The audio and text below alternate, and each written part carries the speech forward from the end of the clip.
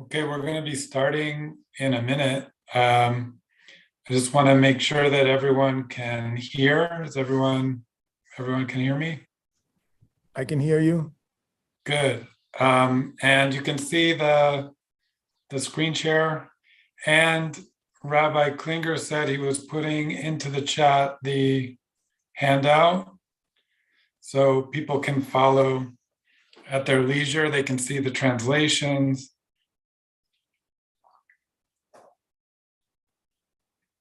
Yes, it was. It's just been posted right now in the chat box, so anyone can access it themselves and then print it out. Great. Okay, so I'll just wait. Here, I'm just going to stop the share for a second. I'm going to wait for another minute, and then we will begin. We'll be 1 second.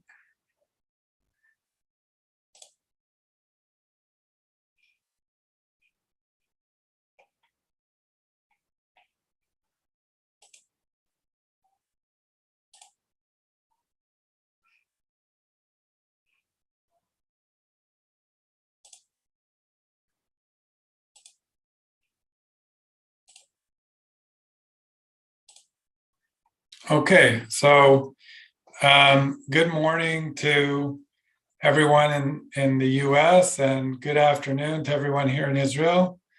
I'm excited about our topic for today. It's last week we talked about Piriya Virivia. We talked about how many children are we obligated to have, and we talked about a complicated sugya nivamot and an opinion, a strange opinion of Rabbi Yoshua that was connected to basically maximalizing the amount of children. Today, we're going to be talking about obedience, and we're going to not only see the sources about that, but we're going to also see some very practical applications and questions that came up over the generations about this issue. And just to make it clear, I'm not talking about obedience with little kids. Like obviously kids, little kids need to be directed by their parents. What I'm talking about here and what we're going to be studying today is really about adult children. And even though many times the language is masculine, it's talking about a father. This goes in both directions. In other words, it's for mothers and fathers, daughters and sons. So even if I say son or father, the same would be true with mother and daughter. The same would be true with son and mother. These sources are about parents and their offspring and their children who are becoming adults and who actually afterwards are completely adults. We still carry on that relationship, and that the relationship between parents and children often becomes complicated when that happens. And I think that the sources we're going to study today have really some very important things to say about that. So let's start. And I said from last week that if people wanted to ask questions in the middle, that would be okay. You should feel free to turn on your microphone and ask a question so that we don't go over something and you miss it. So I just wanted to say something about the picture that you see there on the screen. That is an early printing of Talmud, one of the first printings that we have of the Talmud Bavli. And this was printed in Guadalajara around 1480. Probably the first thing that was printed, the earliest was a Perush Rashi on the Chumash, but here we have Bavli Kiddushin, and you can see the text here. This is the text of Bavli Kiddushin, and on the right is Perush Rashi. So you can already see here that the text of the Talmud itself is in a square script, and the text of Rashi is in what is called Rashi script, although really that is a Spanish cursive font, and it has nothing to do with Rashi. But it was called Rashi script because many times Rashi's commentary was printed in that script. And so this is basically the first source that we're going to study today. Our plan is similar to last week. We're going to start with the Talmudic sources, and then we're going to go to the Rishonim and Achronim, the Poskim, on issues that will come up. So I'm going to start just by saying that really what will frame our discussion are two verses in the Torah.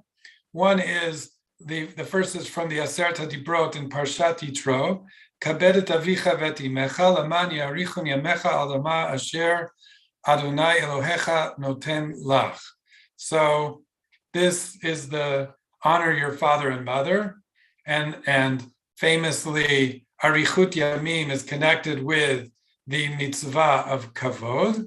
So you have the mitzvah to honor your parents.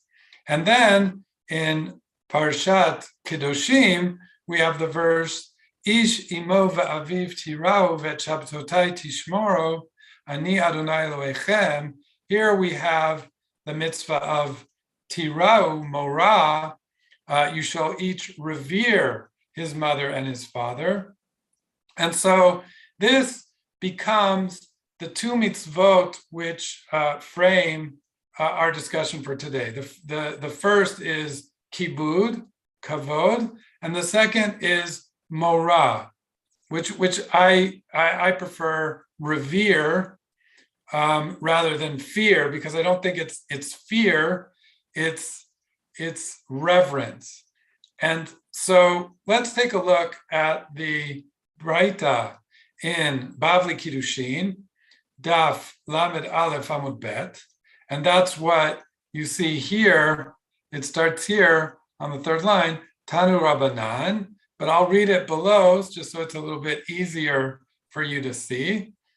Tanu Rabbanan, Ezuhu Morah, Ve'ezuhu Kibud. What is the definition of Morah and what is the definition of Kibud? And for the purposes of our conversation, I'm going to just use the Hebrew terms, and just because I think it's more accurate. So Morah, lo omed bimkomo, velo yoshev bimkomo, velo soter et dvarav, velo machri'o.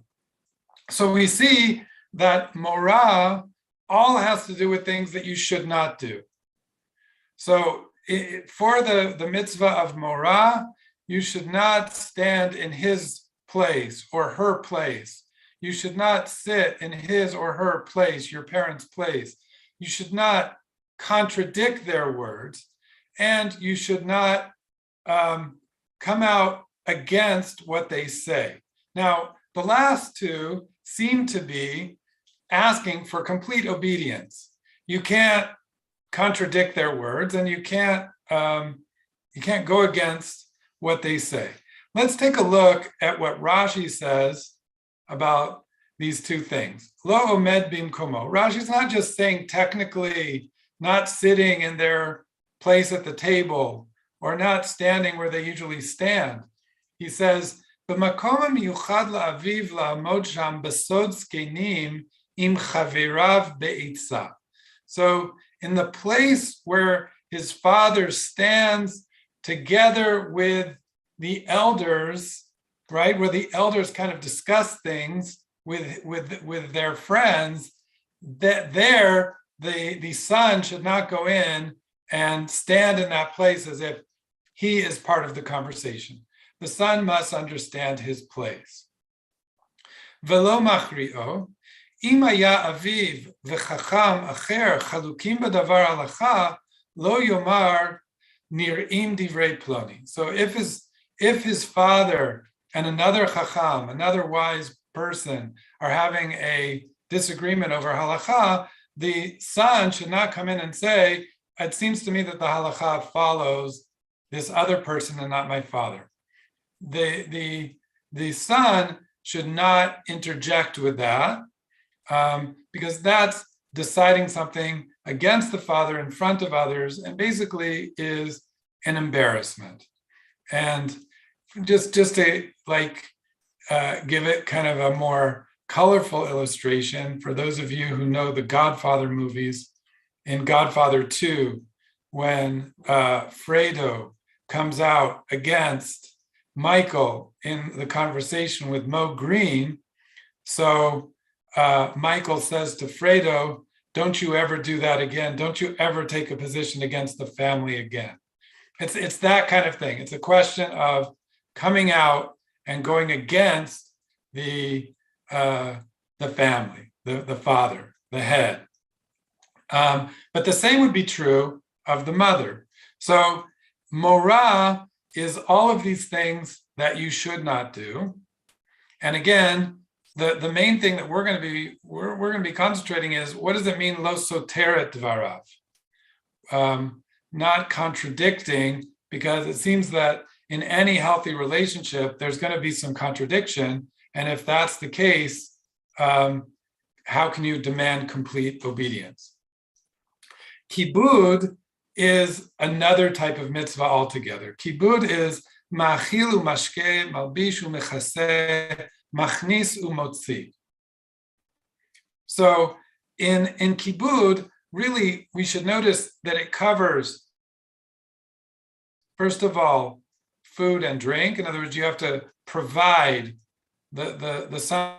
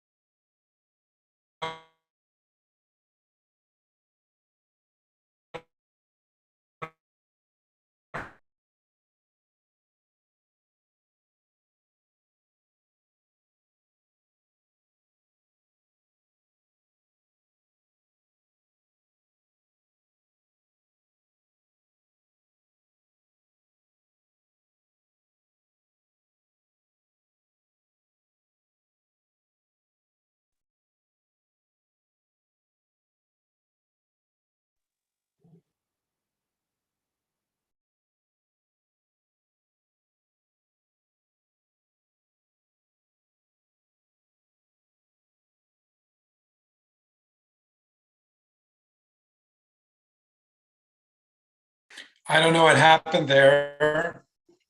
Sorry for that break. Is everyone with me? Is there anybody who at this point who has a question that they want to ask before I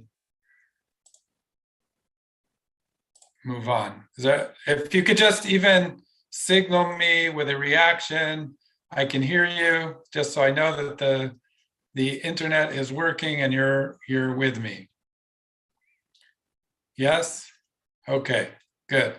So I'll go back to, I'm going to go back to the sheet that we're on. 1 second.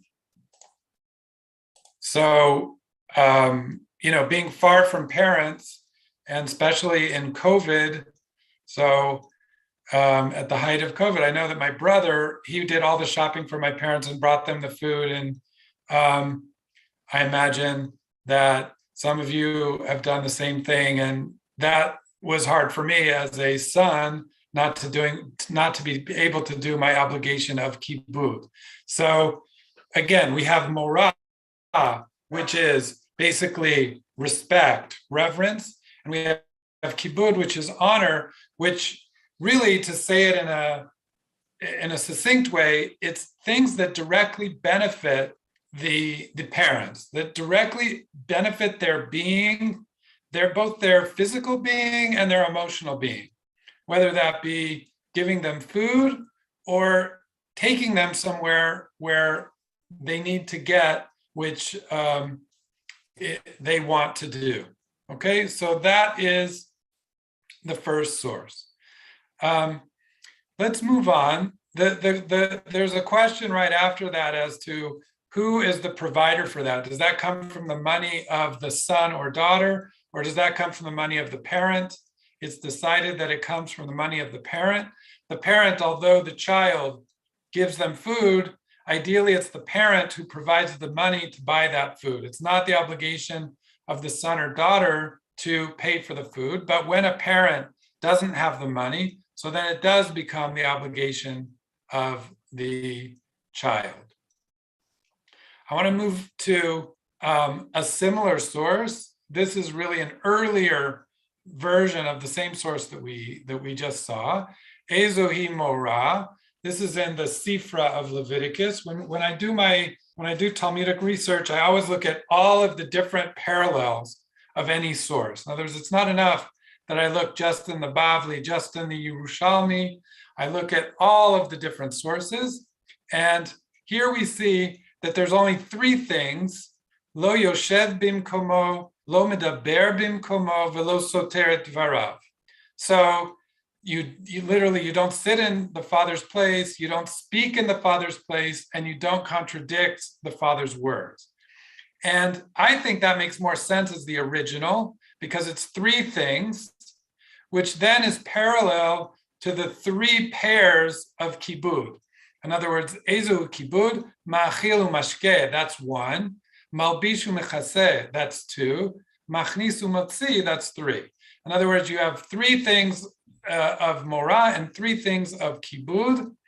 And really, when you say lo omed bimkomo v'lo yoshev bimkomo, that's really a doubling of the original of not sitting in the Father's place. And again, I think Rashi is correct, not sitting in the Father's place as one of the elders of the community, not speaking in the Father's place when the Father is asked to speak in front of the community, and not contradicting the Father's words.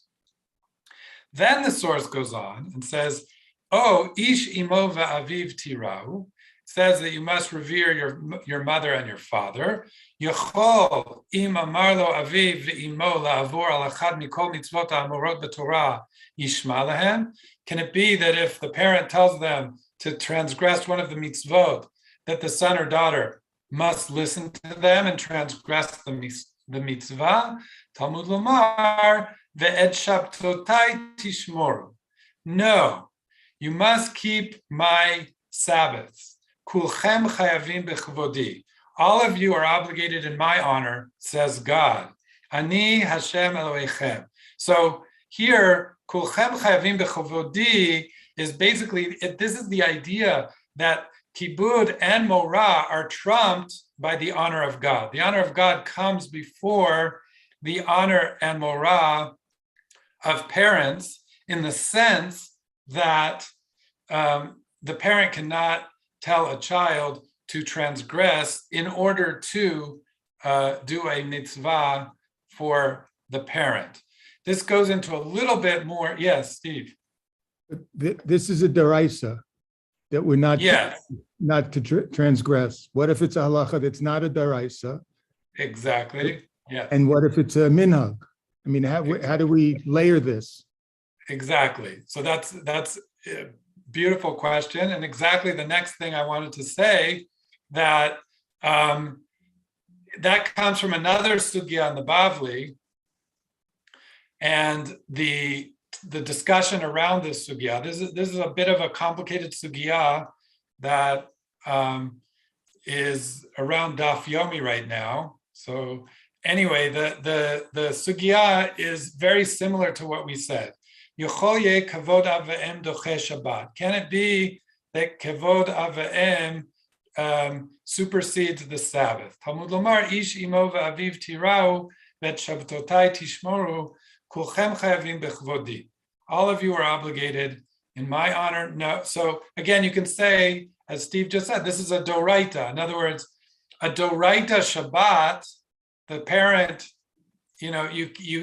you can't supersede that in order to do a kibud for your father. If your father says, I want to go on Shabbat, I want you to pick me up in the car and I want to go to the park. And so no, that's a over, that's a doraita. But the second braita is more nuanced. Titania, Yechol amarlo aviv hitama osha amarlo al tachzir Yechol yishmalo. So what if the parent says, if his father says, I want you to make yourself tameh, or I want you not to return the lost item in order to do for me my honor. What should you do? Again, Talmud lomar ish imo va'aviv tirau v'shabtotai tishmoru kulchem chayavim bechvodi. Now, you could argue once again that these are both Torah commandments. If there could be a Torah commandment not to become tameh, which would be, for instance, for a Kohen, not to go into a graveyard. Okay, so you can't go into a cemetery if you're a Kohen. That's a doraita, because you know that for sure there are bodies there, people are buried, and you know that you will become tameh met by going into it. But there's something that's called beta pras. Beta pras is something where you don't know if there's a body, but there may be a body. And almost all the interpreters of the sugya understand this to be talking about the derabanan of Tuma and not the doraita. And therefore, most of the commentators believe that this is even for a rabbinic. In other words, even for a rabbinic mitzvah, you cannot, you can't, the honor of your parent does not supersede a rabbinic mitzvah. So Steve, that's the answer to the rabbinic, and that's agreed upon by all of the commentators.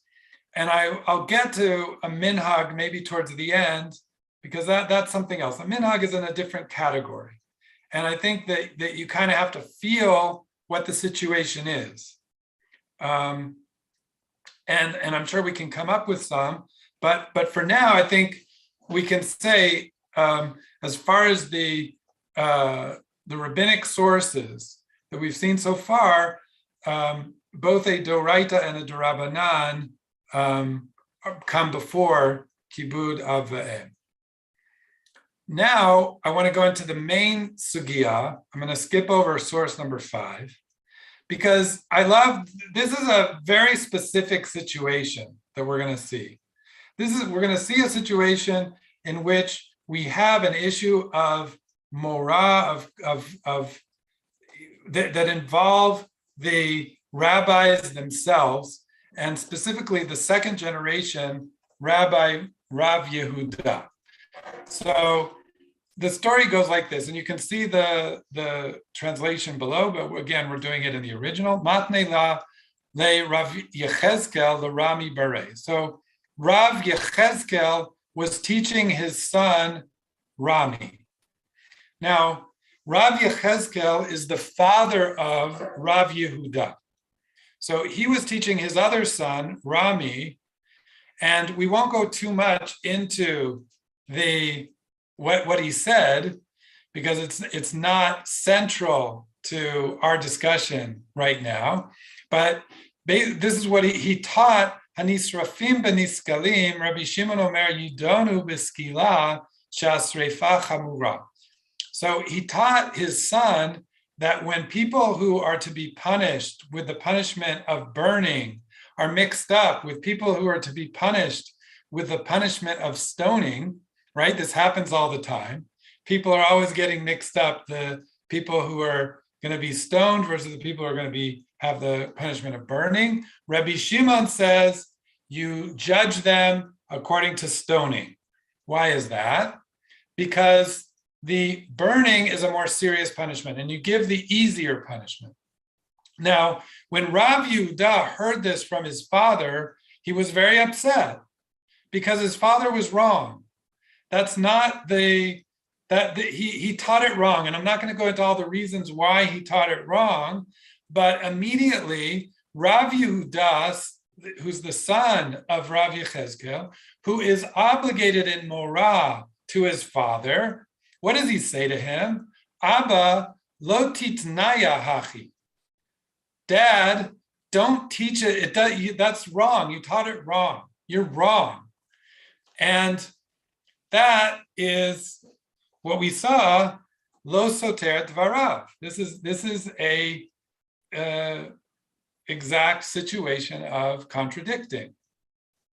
So immediately thereafter, Rav Yehuda's teacher Shmuel says to him, Amar le Shmuel Rav Yehuda. Shmuel says to Rav Yehuda, Shinana. Now, in numerous places in the Talmud, Shmuel calls Rav Yehuda Shinana. And there are basically two understandings of Shinana. One is that it has to do something with teeth. A tooth is shinaim. And another is that it has to do something with shinana, being something that has to do with learning from shana, teaching. So I think he means to say basically big mouth. In other words, you should watch your language, Rav Yehuda. Lo tema leila avu chachi. Don't say to your father like that. That's not a way to talk to your father. Ditanya, Haresha ya aviv over al divrei Torah, al yomarlo Abba avarta al divrei Torah, ela omerlo Abba kach katuv b'Torah. So, if the father transgresses the words of Torah, he does something that's wrong, you shouldn't say to your father, Father, you have transgressed the words of Torah. That's wrong. You don't say it directly like that. Ella omerlo Abba kach katuv b'Torah. You say, Father, thus it is written in the Torah. Now, immediately, the sugya has a problem with that idea that it's okay to say Abba kach katuv b'Torah. The sugya immediately says, Kach katuv b'Torah tze'urei kamitza arle. So what do you mean? If you say Kach katuv b'Torah, that's almost as bad as saying you transgress the words of Torah. Because you're saying, thus it's written in the Torah. Ella, instead, you should say to him, Omerlo Abba mikra katuv b'Torah kach. The verse says in the Torah the following. Now you may say that this looks to be really the same. Abba kach katuv b'Torah, mikra katuv Abba mikra katuv b'Torah kach. They look very similar, but it's all in the tone. It's all in the tone. It's all in the way that you're talking to your parent. And I think that is what is central to this sugya. Just to give you another kind of illustration of this, I'm a Seinfeld fan. So if you remember the conversation between Elaine and Jerry and the conversation about Tim Whatley, so Jerry says to Elaine, what did he say about me bringing something? And Elaine he said, should Jerry bring anything? And they get into a conversation of what was the emphasis? Was it on Jerry or was it on bring? Should Jerry bring anything or should Jerry bring anything? So the same thing here. Where are you putting the emphasis? Are you putting the emphasis on the verse in the Torah and say, Abba, kach katuv b'Torah in an aggressive way? Or are you saying, mikra katuv, there's this verse in the Torah and it says thus. That is a better way to say it because you're letting the parent understand on their own. So now the sugya moves into parts 4, 5, and 6. And I think this is also very, very important for our conversation. Elazar ben Matya Omer. So Elazar, the son of Matya, said, Abba Omer hashkeni mayim umitzvah lasot. Meniach ani kavod Abba v'oseh et mitzvah. She'ani va'Abba chayavim b'mitzvah. So Elazar says, if my father says to pour me water and I have a mitzvah to do, I leave aside pouring the water for my father and I go and do the mitzvah. Isi ben Yehuda says, Im efshar lemitzvah le'asot al yedei achirim, te'aseh al yedei achirim, v'yelechu b'kavod aviv. So actually, Isi ben Yehuda corrects and says, no, if the mitzvah can be done by others, better that you pour the water for your parent. And Rav Matna says that the halacha is like Isi ben Yehuda. So we see here the idea that when there's a kind of a time where you have the two together, it's better that you do the mitzvah for the parent than another mitzvah if it's possible. The sugya ends with the words of Rabbi Yitzchak, Amar Rabbi Yitzchak Bar Shila, Amar Rabbi Matna, Amar Rav Chizda, Ha'av shemachal al kvodo, kvodo machu. Harav shemachal al kvodo, en kvodo machu. So the father who forgoes his honor is forgiven, and therefore the son or daughter doesn't have to treat them with the prescribed respect. But the teacher who forgoes honor cannot forgo their honor. Rav Yosef disagrees and says even a teacher can forgo their honor. Now, you can say, what does all of this have to do with each other? Why is this relevant to the conversation? And I think if we look at this sugya, we have an interesting structure. We have three opinions. We have three kind of things that come out in the conversation of Rav Yehuda and his father, in which Rav Yehuda disrespects the father and is corrected by Shmuel. In other words, we see a certain problematic situation. And then we see this idea that a parent, ha'av shemachal al kvodo, kvodo machu. Why is this important? I would argue that in creating a healthy situation, what the Bavli is hinting at here is that we have to have sensitivity on both sides. In other words, we need sensitivity, like the words of Shmuel, who says to Rav Yehuda, you're talking to your father.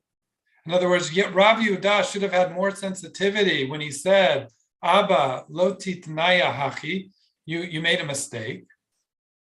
But you also need more sensitivity from the parent. A parent who, machal al kvodo, a parent who knows how to forego the honor and the reverence that is due to them by their children, in the end, I think that brings about a more profound appreciation, a more profound reverence when the child sees the parent forego their honor. Now, obviously, this is something that people are different, and some people are going to be more understanding and some people will be less understanding. But sometimes in allowing your children to have their own opinion, you have to, I think about this a lot as a father, of mochel al kvodi, of foregoing my honor and letting my children be who they are and express themselves. And I think that brings about a more profound reverence than if I stand on the technical demands of Morah and Kibud. So before we go on to the Tshuvot, are there any questions that someone want to bring up in these sources that you'd like to ask about before because now I want to go into some practical questions yes, Steve. Could you elaborate a little bit more on the the teacher not being able to give up the kibud?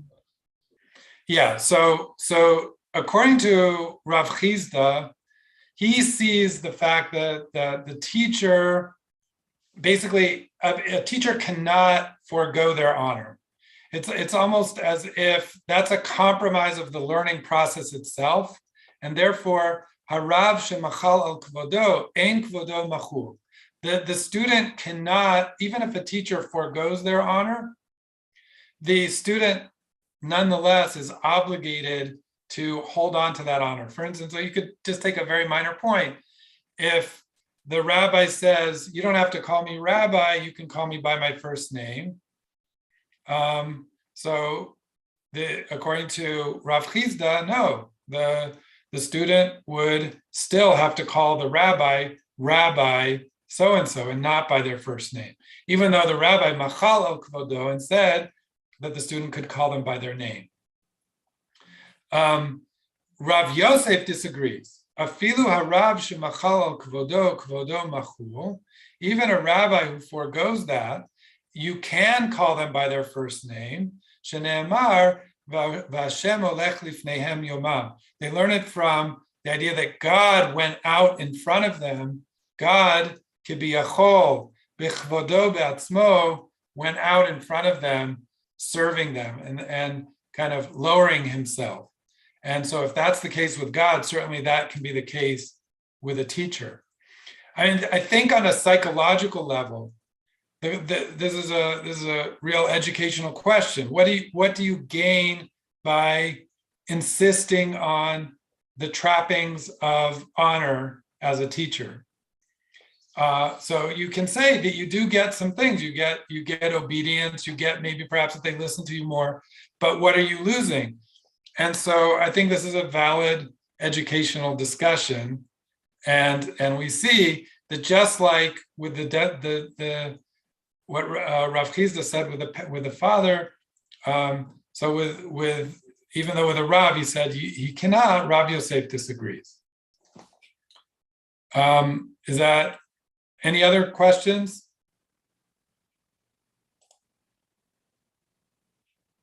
Okay, so now we're going to switch gears for a second. We're going to go into, I want to at least do 3 sheilot v'tshuvot on this issue of obedience with specific situations.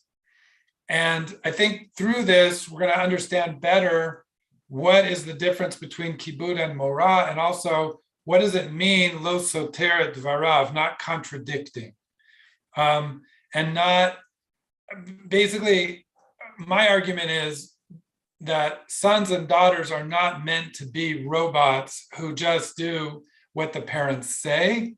They are meant to be thinking individuals who understand and navigate their obligation. And let's take a look at the 3 things. We're going to talk first about a father who says to his son not to speak with Plony, not to speak with someone. He says, Plony, I don't want you speaking with him. Don't you dare talk to Plony. Until I forgive Plony, he's off limits. If you see him, cross the street. Okay, so that's our first situation. Is the son obligated to listen to the father in a case like that? Case number 2, a son says to his father, I want to go to a yeshiva in a far-off land, and I want to study there because I heard that the rabbis there are great, and I feel that it will push my Torah learning to another level. And the father says, if you do that, you're going to make me sick. I'm going to be ill. I'm going to be worried about you the whole time. In that foreign land, there are bad people there. It's dangerous there. I don't want you going there. What is the son supposed to do? Should the son go to the yeshiva, not go to the yeshiva? What's the right thing to do? And I would expand this to a situation in which a son or daughter is studying in Israel, and they're they've completed Shana Aleph, and they call the parent, or the parent is visiting, and they say, I'm staying for Shana Bet. What do you do? In other words, as a parent, can you object to that? And I think that ties in very much with that second question. The third question is a situation in which a parent says to the child, to the son has chosen a wife, and the father says, I don't want you marrying that woman. Now, there's nothing wrong with the woman. It's just that the father doesn't like the woman. Is the son obligated not to marry the woman because the father said not to marry the woman? So those are our three situations that we're going to look at, taking into consideration the different issues that we just studied. Okay, so let's start with that. And everything here is on the pages. And we're going to start. The first one is in a tshuva of the Rosh. The Rosh, Rabbeinu Asher ben Yechiel, who was born in Germany and moved to Spain. And here's the tshuva. It's a very short one. Shesha'alta al ha'av shetziva livno shelo yedaber im Yehudi echad velo yimchol lo ma she'asa ad zman katzuf. So the father asked the child, he commands, tziva livno, not to speak with this other Jew and not to forgive him until the father says, V'haben chafetz litpayesimo, and the son wants to be in good relations with this person, ela shechoshesh letzava'at aviv, but he's worried about the command of the father. What should he do? The Rosh says the following, Da, she'asur lisno l'shum Yehudi, it's forbidden to hate another Jew. Unless there's a transgression, unless you see them doing something wrong, you can't hate another Jew. And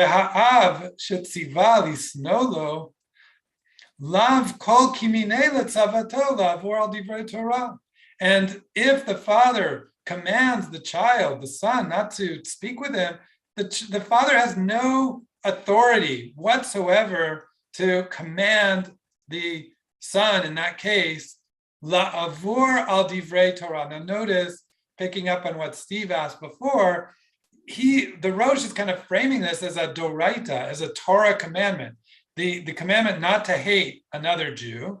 He's saying, your father's asking you to hate another Jew, and he's framing it as morah.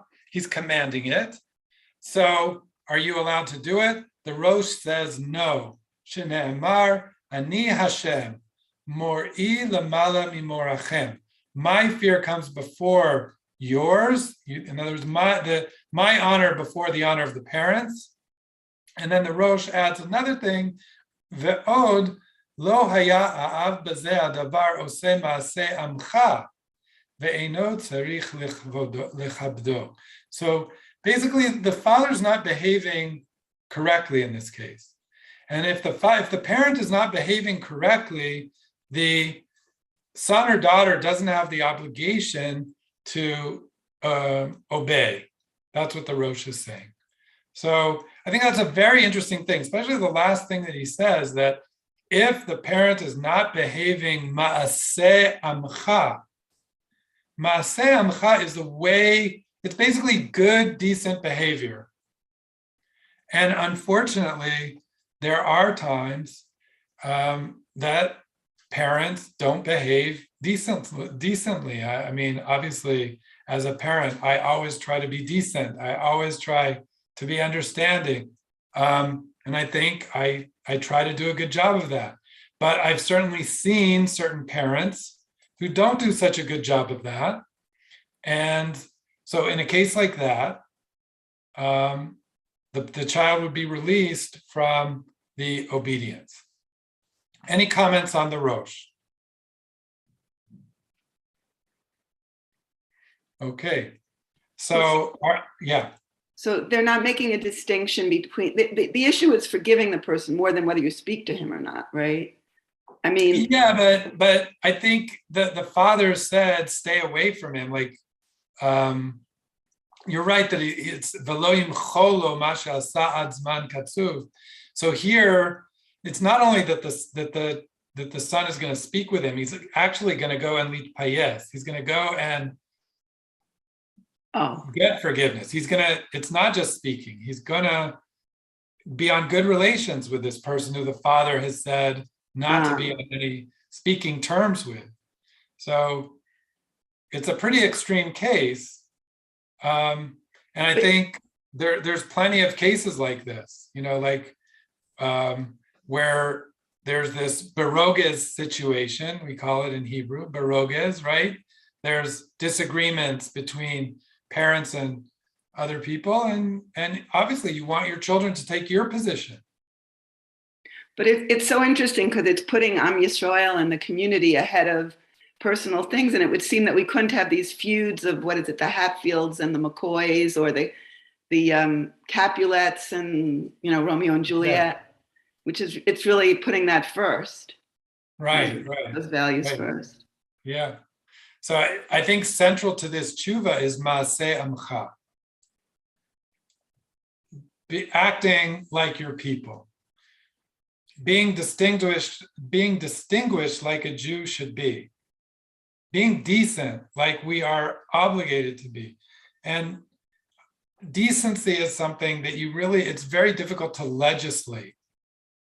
And it comes back to what I was saying before about the idea that Rav Yehuda, his mistake was how he spoke to his father. It wasn't that he disagreed. He could have corrected his father in a respectful way, but he chose to say it in a way that wasn't respectful. Okay, now the yeshiva question. And now this one is a little bit longer, and but I think it's a fascinating tshuva. I could spend 2 hours just on this. It's a tshuva of Rav Yisrael Isserlein, Trumat HaDeshen. He was a rabbi in Vienna in the 15th century, and this is a fascinating book of Sheilot and Shuvot.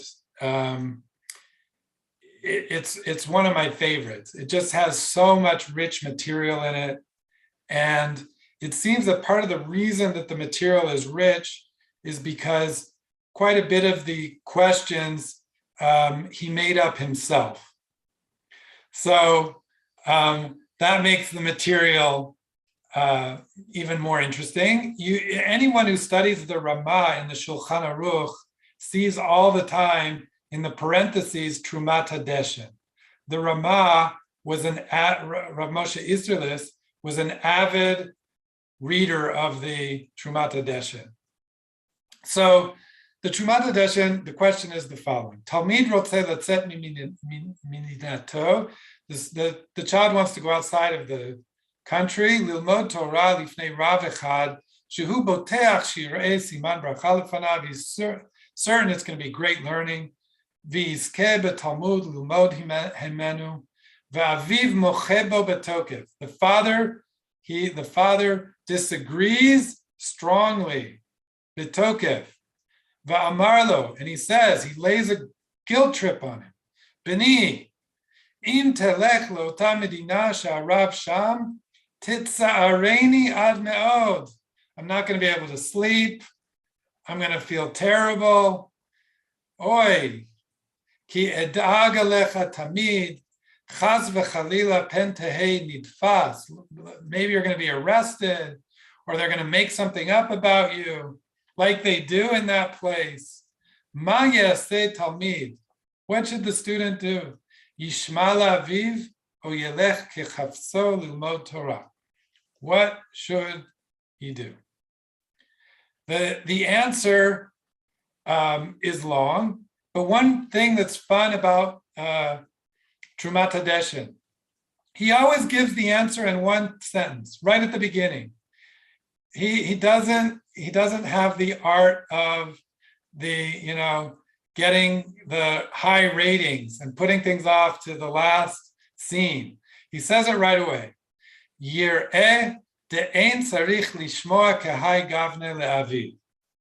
He says, it seems to me he does not have to listen to his father, and he may go and study Torah where he wants. That's the answer of the Trumat Hadeshin. And now he goes through all the reasons why he thinks that he can do that. And the first thing he talks about is something that we didn't study in the sources, and that is a sugya in Bavli Eruvin about whether you can make yourself tameh in chutz la'aretz in order to study Torah. Okay, so there's different kinds of tumah. I spoke before about tumah beit hapras derabanan.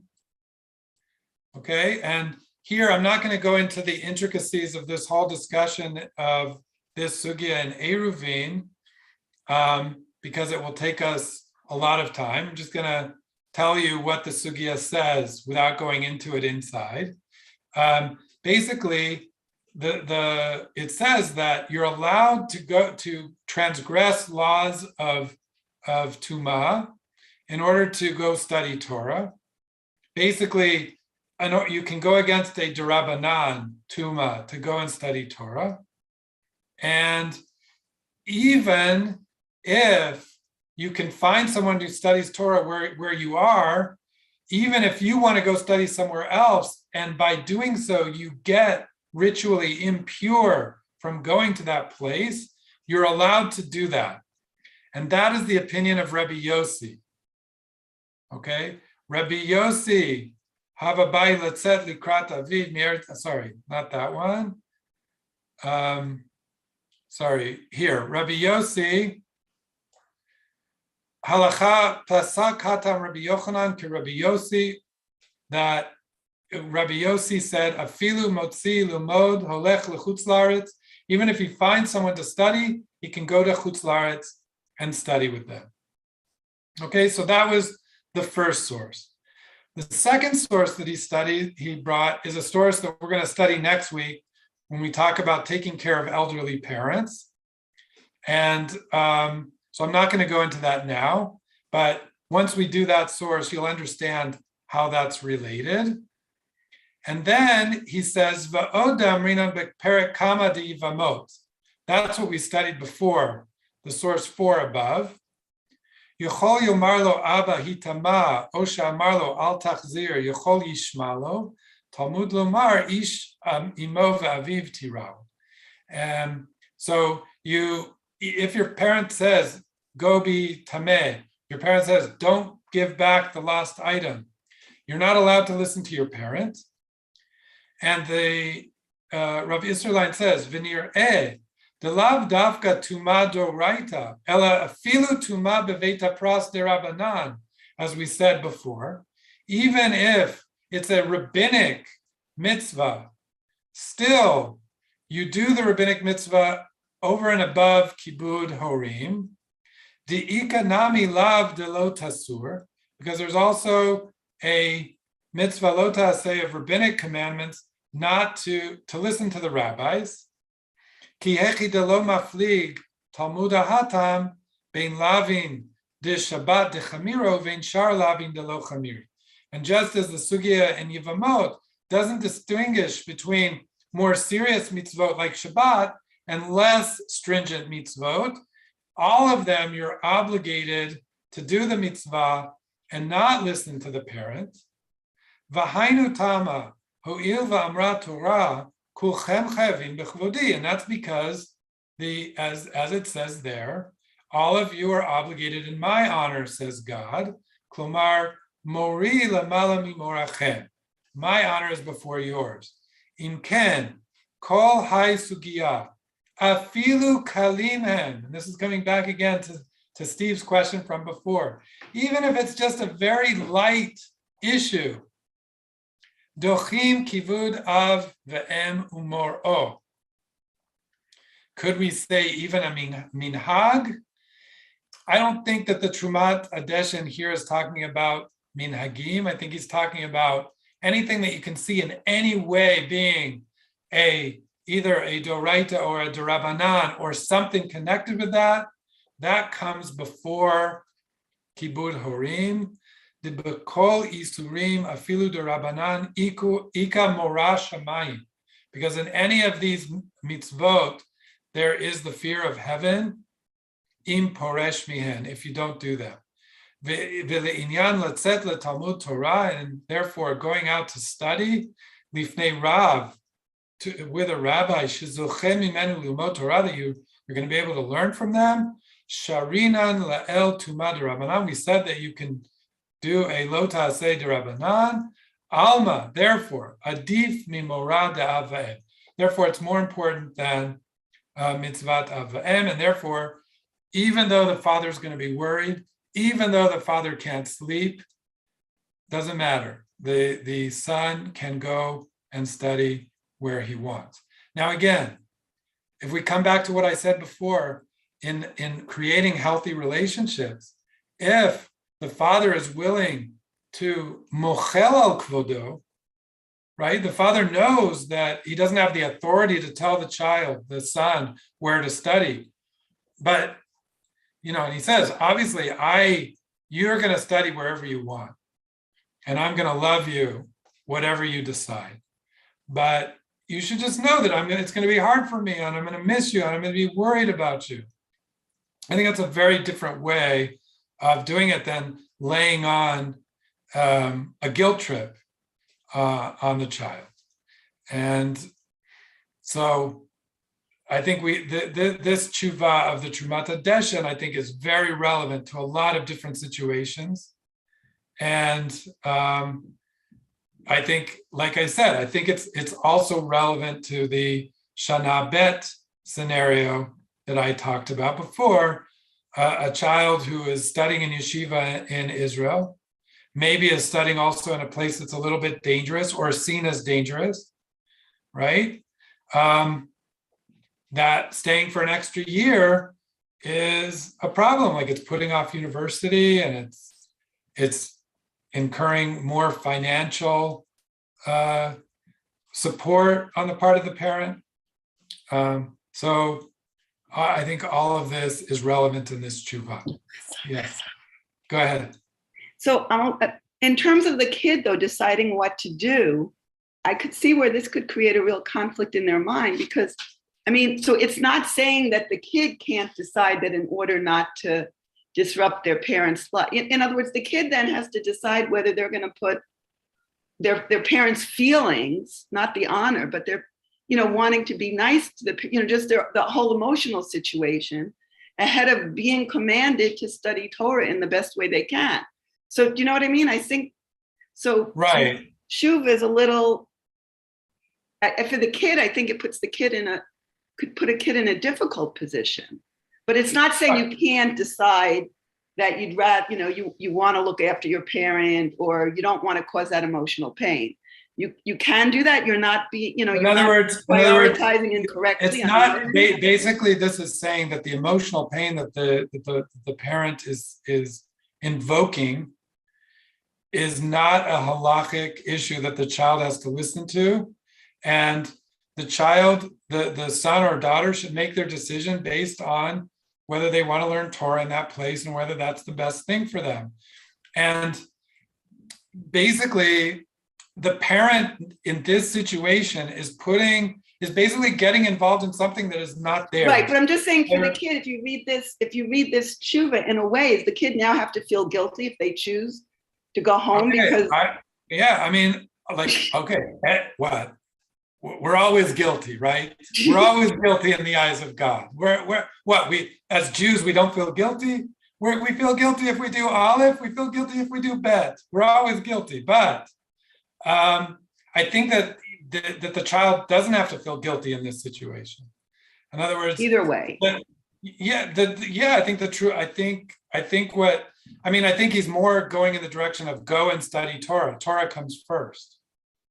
Torah comes, and really, this is not kibud, because even though the father is saying you're going to damage me, you have the obligation of ma'achilu mashke, which, if they can do that on their own, they should do. Then the child doesn't have to worry. Now, if the parent says, "I can't feed myself, and you're leaving me," and there's no one else to take care of the parent, I think that would be a different situation. I think that would have to be revisited. Here, we're talking about a parent who can take care of themselves, and we're talking about the child's desire to study Torah. I think we're about done as far as our time allotment is, but I'm just going to say a couple words about the last tshuva that I was going to do, and that's the tshuva of the Ma'arik, because I think it's a very interesting tshuva about marrying. And there's also a couple other tshuvot here that I put on. There's a Chidushei Rashba, and there's a tshuva of Rav Avadia Yosef, which is very similar to the Trumat Hadeshin, which I invite you to read afterwards. I'm just going to read you what the tshuva of the Ma'arik. So Rabbi Yosef Kolon, in his book of Responsa Ma'arik, brings the question of a son whose father objects to his choice of a wife. The Ma'arik argues that the son does not have to listen to his father, since the choice of a wife is also a mitzvah, and the Talmud says that a person should only choose a spouse that attracts them, which is a very interesting and innovative argument. The Ma'arik is saying that choosing a husband or wife is also a mitzvah, and it's a mitzvah to choose someone who you are attracted to, who you want to be with. He also inserts into the discussion an important principle, that the choice of a spouse does not have anything directly to do with the two categories of obligations the child is obligated in regarding the parents. This does not have a connection to kibud, since that is something that provides physical comfort to the parent, and this has nothing to do with that. And it does not have to do with morah, since this is not something the parents are directly party to. And this is really fascinating. The Ma'arik says, lo soter dvarav, not contradicting their words, is only when the parent has a stake in it. In other words, when the parent is party to it. This parent, the choice of a spouse is the Ma'arik frames as not something that the parent is party to. It's totally the decision of the son or daughter. And I think this is really fascinating, because I think it's kind of against what I think we think about these kinds of decisions. We always, think we want our children to choose people who we want to also be close to. We also want to like them. And that if we really objected, we would hope that our children would listen to us. But again, the Ma'arik is adamant here. No, he should choose the wife that he wants. He should ignore the father. And you can read that here in the excerpt that I took from the Ma'arik afterwards. And I just want to close by going back to my main idea here, my main idea of the Sugya and Kiddushin on Daf Lamed Bet Amud Bet. Lamed Bet Amud Aleph. The conversation of Rav Yehuda, how Rav Yehuda spoke to his father, how that was wrong, how we have to be super sensitive as children, how we speak to our parents. But it also is on the other side, how as parents, we have to know how to mochel al kvodenu, to forego our honor, and not to insist on the technical demands, because I think in the end, that's what will bring about, I think that's what the Talmud was saying in that sugya. That's what's going to bring about a healthy relation a healthy relationship between children and parents. So that's what I want to say. I want to ask if there's any questions. You're welcome to stay and ask more questions. I'm not rushing anyone. I thought we were going to be starting around now, so like I have a whole another hour, but and I'm sorry for you who had to change the clock, missing that hour of sleep. And next week we're going to have a really interesting conversation, I hope, about taking care of elderly parents. I think it's a very important topic. And again, I'm going to go back to those sugiyot of kibud horim in Bavli Kiddushin to talk about that. So first, is there any questions about what we did today? Anything else anyone wants to ask about?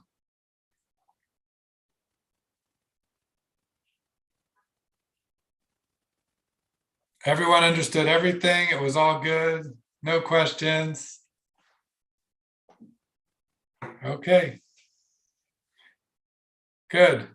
So I'll look forward to seeing you then next week at the same time, which will be for you 10 a.m. Daylight time in New York. And that will still be, it will still be here 4 p.m. in Israel. We're changing our clock in 2 weeks. So anyway, it was nice seeing everyone, and see you soon. Thank you very much. Sure. Thanks a lot. Thank you. Bye.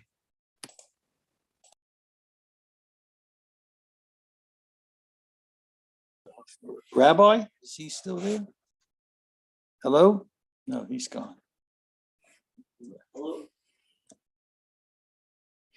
So what was the gist of